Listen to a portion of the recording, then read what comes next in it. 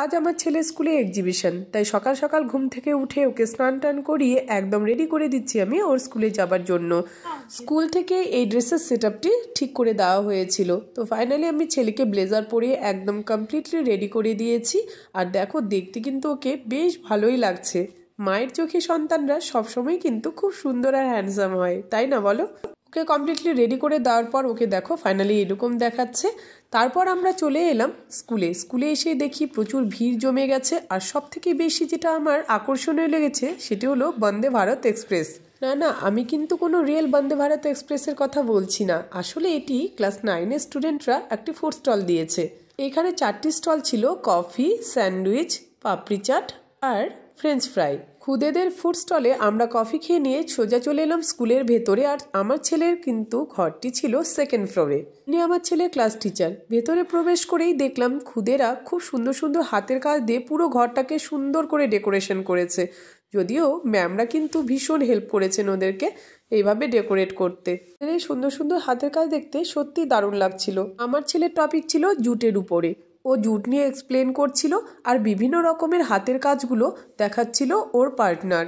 আমি তো ভেবেছিলাম ও স্পিচ দিতে গিয়ে আটকে যাবে, কিন্তু তা হয়নি। তারপর ওর পার্টনার একে একে জুটের উপরে তৈরি বিভিন্ন রকমের হাতের কাজগুলো দেখাচ্ছিল, যা কিন্তু দেখতে ভীষণ সুন্দর লাগছিল। ও হলো আমার ছেলের ক্লাসমেট, আর ও ডেসক্রাইব করছিল লাইলিনের উপরে তৈরি বিভিন্ন রকমের জিনিসপত্র। এছাড়াও আরও সুন্দর সুন্দর হাতের কাজ দিয়ে ডেকোরেট করা ছিল পুরো ঘরটায়, যা কিন্তু দেখতে সত্যি ভীষণ কালারফুল লাগছিল। আর আমার তো দারুণ লেগেছে। তারপর ওদের ঘরে রিমার্কস দিয়ে আমরা বেরিয়ে এলাম অন্য ঘরে। প্রত্যেক ক্লাসের স্টুডেন্টরাই তাদের বেস্ট লেভেলে প্রত্যেকটি ঘর সাজানোর চেষ্টা করেছে, আর সত্যি খুব ভালো সাজিয়েছে ওরা।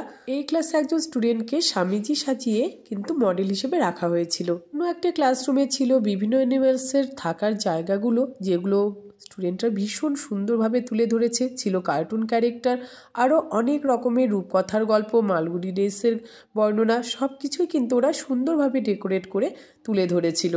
ওভারঅল পুরো ঘরের ডেকোরেশনটা আমার দারুণ লেগেছে। আর স্বামী বিবেকানন্দজির বিভিন্ন রকমের বাণীগুলোও কিন্তু আমার মন ছুঁয়ে গেছে। প্রথমে বুঝতে না পারলেও পরে বুঝলাম ওরা দুজন রূপকথার গল্পের চরিত্র। নার্সারি থেকে স্ট্যান্ডার্ড 8 পর্যন্ত স্টুডেন্টরা এই এক্সিবিশনে পার্টিসিপেট করেছিল। কিন্তু জানো তো, আমি নার্সারি, এলকেজি আর ইউকেজির এক্সিবিশনের রুমে যেতে একদমই ভুলে গিয়েছিলাম। এত খারাপ লাগছিল কি আর বলবো। সেই জন্য তাদের ভিডিওটাও দিতে পারিনি। তো দেখা হচ্ছে নেক্সট ব্লগে। Bye bye.